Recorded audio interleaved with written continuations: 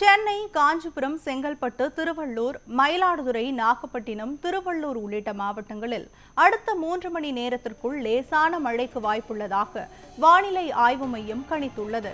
இதுகுறித்த கூடுதல் விவரங்களை செய்தியாளர் லட்சுமணன் வழங்க கேட்கலாம். லட்சுமணன், வணக்கம். எந்தெந்த மாவட்டங்கள்ல மழை பதிவாகும்னு வானிலை அறிக்கை தெரிவிச்சிருக்காங்க? இலங்கை கடலோர பகுதிகளில் உள்ள அப்பால் உள்ள தென்மேற்கு வங்கக்கடலில் மேலடுக்கு வளிமண்டல கீழடுக்கு சுழற்சி காரணமாக அடுத்த 3 மணி நேரத்திற்குள் பல்வேறு, அதாவது தமிழ்நாடு முழுவதும் இருக்கக்கூடிய பல்வேறு மாவட்டங்களில் லேசான முதல் மிதமான மழைக்கு வாய்ப்பு இருப்பதாக தற்போது இந்திய வானிலை ஆய்வு மையமானது கணித்திருக்கிறது. அந்த வகையில் தமிழகம் மற்றும் ஒரு சில இடங்களும், புதுவை மற்றும் காரைக்கால் பகுதியில் இடைமிடக்கூடிய லேசான முதல் மிதமான மழை பெய்வதற்கான வாய்ப்புகள் இருப்பதாக தற்போது இந்திய வானிலை ஆய்வு மையமானது கணித்திருக்கிறது. அதில் குறிப்பிட்ட மாவட்டங்கள் என்னவென்று பார்த்தால் சென்னை, காஞ்சிபுரம், செங்கல்பட்டு, திருவள்ளூர், மயிலாடுதுறை, நாகப்பட்டினம், திருவாரூர் உள்ளிட்ட பகுதிகளில் அடுத்த 3 மணி நேரத்திற்குள் லேசான மழைக்கு வாய்ப்பு இருப்பதாக தற்போது வானிலை ஆய்வு மையம் கணித்திருக்கிறது. சென்னை புறநகர் பகுதிகள் முழுவதுமே நேற்று இரவு முதலே தற்போது வரை பார்த்தோம் என்றால் லேசான மழையானது ஒரு சில பகுதிகளும், மிதமான மழையானது ஒரு சில பகுதிகளானது தொடர் மழையாக காணப்பட்டு வருவதால் பொதுமக்களுடைய இயல்பு வாழ்க்கையானது முற்றிலுமே பாதிக்கப்பட்டிருக்கிறது. அந்த வகையில் இன்று பார்த்தோம் என்றால் ஆங்கில புத்தாண்டுக்காக சென்னை புறநகர் பகுதிகள் முழுவதுமே பல்வேறு பகுதிகளில் சென்னை வாசிகள் கேக் வெட்டி இந்த புத்தாண்டு விலை வரவேற்கும் விதமாக பல்வேறு நிகழ்ச்சிகளானது நேற்று இரவு நடைபெற்றது.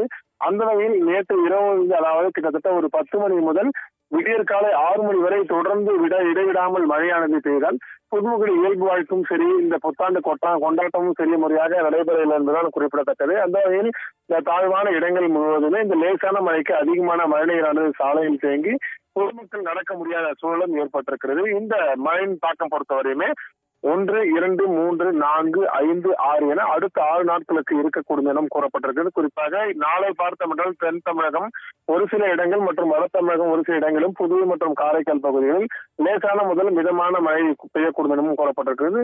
அந்த வகையில் 3ஆம் தேதி தென் தமிழகம் ஒரு சில இடங்களும் லேசான முதல் மிதமான மழையும், வட தமிழகத்தில் புதுவை மற்றும் காரைக்கால் பகுதியில் வறண்ட வானிலை நிலவக்கூடும் எனவும் கூறப்பட்டிருக்கிறது. 4ஆம் தேதி பார்த்தவுடன் தமிழகம் மற்றும் புதுவை காரைக்கால் பகுதிகளில் வறண்ட வானிலை ஆய்வு மையமானது காணப்படும் எனவும் கூறப்பட்டிருக்கிறது. 5 மற்றும் 6ஆம் தேதி தமிழகம் மற்றும் புதுவை காரைக்கால் பகுதிகளில் வறண்ட வானிலையானது நிலவக்கூடும்.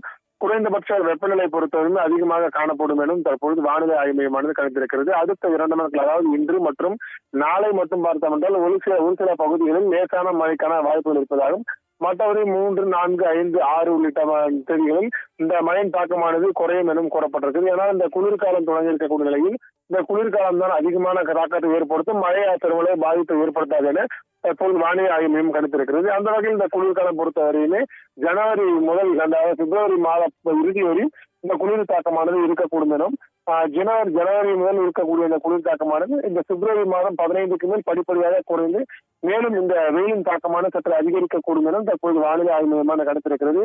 அந்த வகையில் சென்னை புறநகர் பகுதிகள் முழுவதுமே அடுத்த 3 மணி நேரத்திற்குள் லேசான மழைக்கு வாய்ப்பு இருப்பதாக தற்போது இந்திய வானிலை ஆய்வு மையமானது கணித்திருக்கிறது. விவரங்களுக்கு நன்றி லட்சுமணன்.